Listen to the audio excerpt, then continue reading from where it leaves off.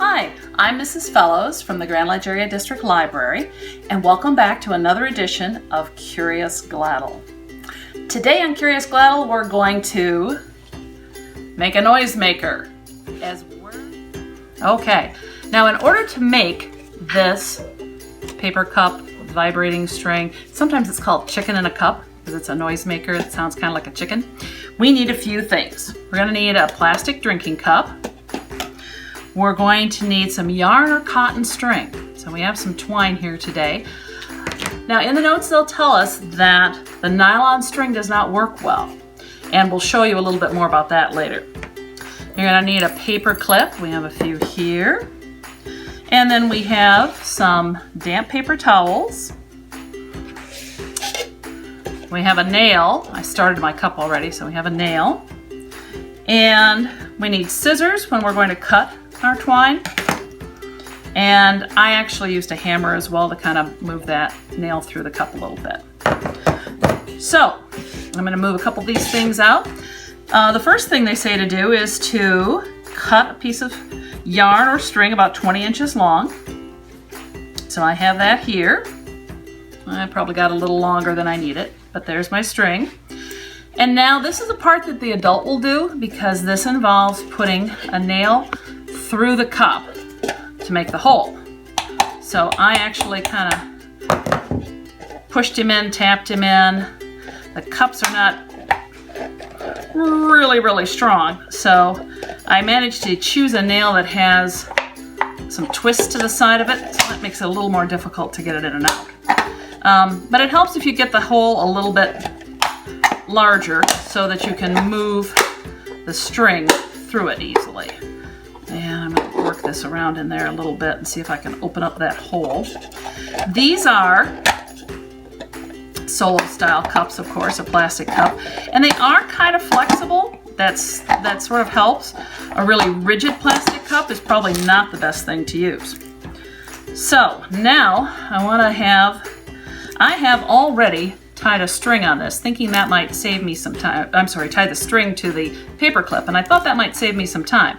But I need to see now if I can get this end of the string to go through the cup. And it looks like it was trying to fray on me there, but I was able to wet it together, get it to stick together a little bit. So now I'm pulling the string through. That's already making a funny sound.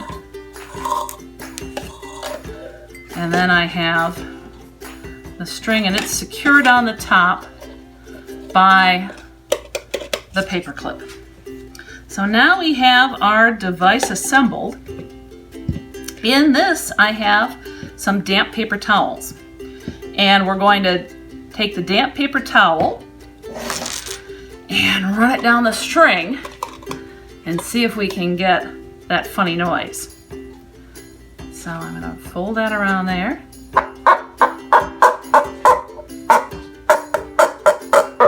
So there it is. Let's see, that's short bursts. A little bit longer. So you can experiment with all sorts of different ways to move that and create the vibrations and make a lovely, annoying little noisemaker. Now, when we were first talking about this in the instructions, they told us that nylon string doesn't work as well. And we tried this with some nylon string. So we created one of these here in blue, and that's got nylon string on it. So now I'm going to hold this at the top, so I'm holding my paper clip in place, and I'm going to see if I get any noise with the nylon string.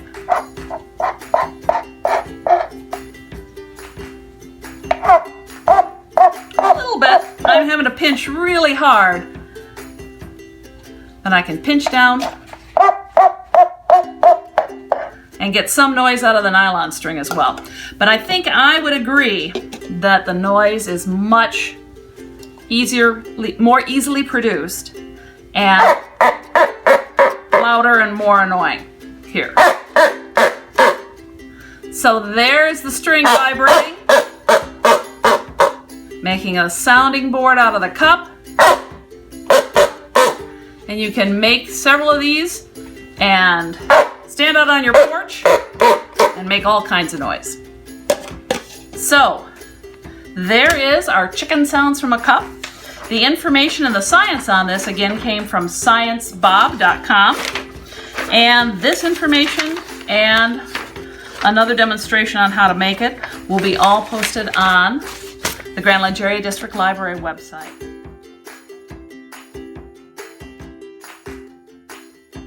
So I've assembled some of the materials that we're going to need for today's craft. So we need 2 plastic disposable tumblers. So I have 2 here, and I chose clear ones because they're going to show us what's inside them. When I made the example here, I used some that were colored, and it's a little harder to see inside what's there. It's still pretty noisy and works pretty well. And I've gathered some materials that are going to go into the tumbler, and there I've got some beads, which makes some noise there. I have some old poker chips, and they make a different noise. I have some rice. That is so quiet. There, you can hear it a little better if I bounce it up and down. And then I have some small rocks. So these are all examples of the types of things that you could put into your noisemaker. All of these make a sound when they hit something, and because they're different sizes and weights, the sound is different. Therefore, the sound in here will be different as well. Now, this is there's a couple of things that you might want to keep in mind. I used a hard tumbler. It is plastic, because you don't want to use glass. This is also a tumbler, but it's a little bit softer, and I'm not sure the sound would be quite as loud. I only have one of these right now too, so that's why I didn't make another one. But you could use this, just be aware the sound will be a little bit different because the softer material is going to conduct sound differently than the hard material is. Also, you want to keep any of the stones or materials you put into this fairly small. This is a rock, but it's way too big to go in here. Not only will it likely break it as we shake it back and forth, but it's not going to have the ability to move back and forth, to vibrate, and to make enough of a noise. So I'm going to move those 2 off to the side, and we'll look at the materials that we do have. Something else we're going to need is some tape. And the tape is how we're going to attach the 2 halves of the tumbler together. I've actually already pulled some tape off and have it ready to go. But you can use duct tape, you can use plastic electrical tape, there's all kinds of tape in lots of different colors and patterns. So that can be a fun thing to choose to put on your noisemaker. So now we're going to choose some of the things that we might want to put in. I'm going to start with the rice, and I'm going to see if I can get the sound so that you can hear what it would be like. Okay, so there it's going to make a little noise there. And then if I cover it, I'm not going to seal it shut here, but I'm going to see if I can shake it without shaking it all over the place. So that makes a pretty good noise. It's much louder there than it is in here because it has a lot of surface to bounce the sound waves on. Let's do a couple of other things in here too. Now we already know the beads make a pretty good loud noise, so we'll put a few of the beads in. I wonder if the noise will be different with the rice in there. Let's see if it makes a difference. It does change the sound a little bit. With the rice in there, it's not quite as clacky as that. So that's interesting. Let's try a couple of these. See if they make a difference in the sound.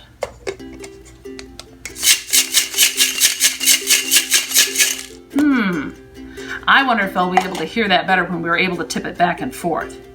And because we have a couple of rocks here, I'm going to put just a couple of those in. I don't want to break my shaker. Oh, I can hear the rock. Okay. Well, let us see if we can seal this up now so we can tip it back and forth and up and down.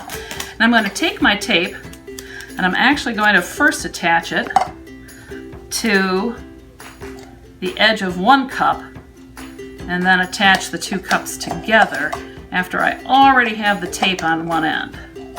I think this is going to work a little bit better than trying to hold them and tape them all. And my tape doesn't completely go around, but I think it'll give us enough of a seal today. I'm going to open up part of it so that I can set the two pieces together.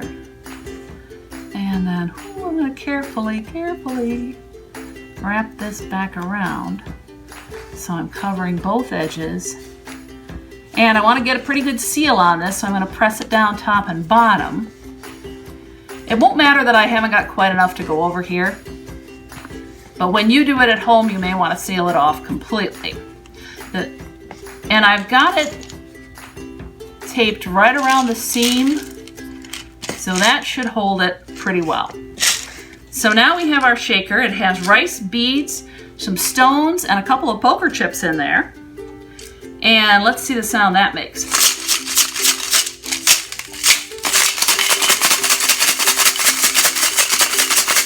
It is really cool. You can see them going around in there. Now the rice does make it sound a little softer than this one. So I think if you wanted louder noise, you might not want the rice. You might want more of the hard things like the beads. And it may be that those poker chips that are flipping around in there, they look pretty cool, but they may also not be allowing the beads to hit as well as they do in this one. So you can try a number of these and put different things in them, see what results you get. The other thing you can do is, if you have a clear one like this, you can decorate it. Get a paint pen, get some stickers, get a Sharpie, and with Mom and Dad supervising, because of course a Sharpie and paint pens are permanent, you can make some decorations on it so that you have a decorated shaker and noisemaker.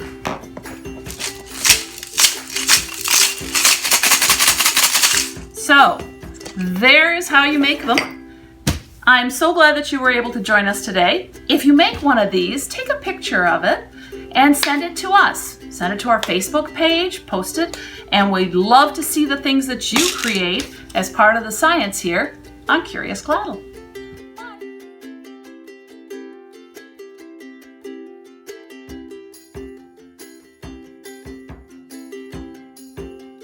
Today's story is Natasha Wing's The Night Before New Year's. The Night Before New Year's is written by Natasha Wing and illustrated by Amy Woomer.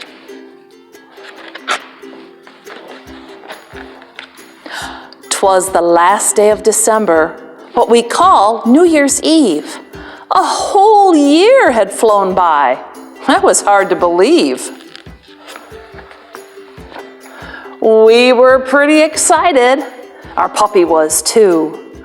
We cheered, out with the old and in with the new. Oh, please, I begged, can we stay up till midnight for this one special evening? My parents told us, well, all right. So we drove to the store to buy party supplies, hats, horns and poplars, and sparkly bow ties.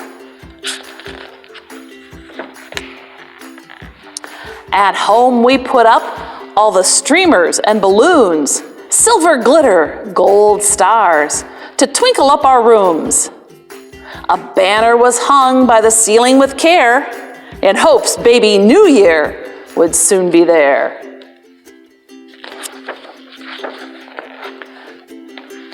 We gathered for dinner, a grand late-night feast, all our family's favorites. I ate 3 cupcakes, at least.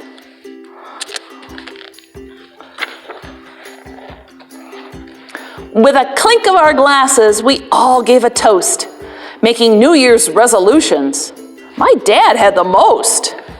But I couldn't come up with one single vow. That's okay, said Mom. You don't have to right now.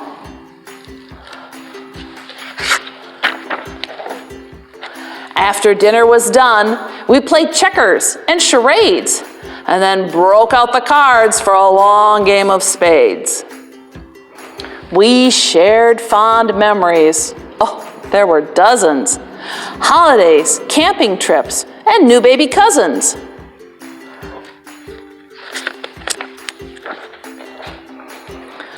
Our eyelids were droopy, so we ducked out for some fresh air.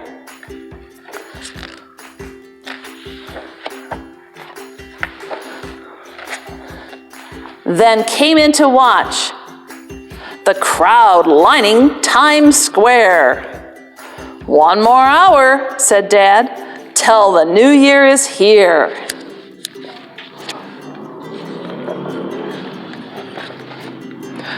"Put on your hats," said Mom. "Let's practice our cheer." Counting down from 10 without a single mistake, we tooted horns and popped poppers.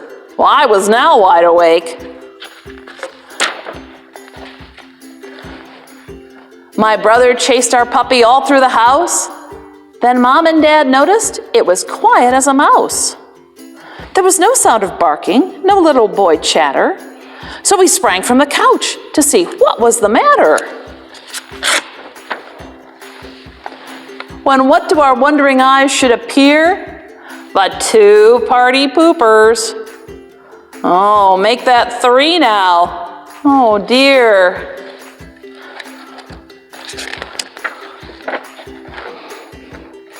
While our puppy curled up on my father's lap, my brother and I went upstairs for a 5-minute nap.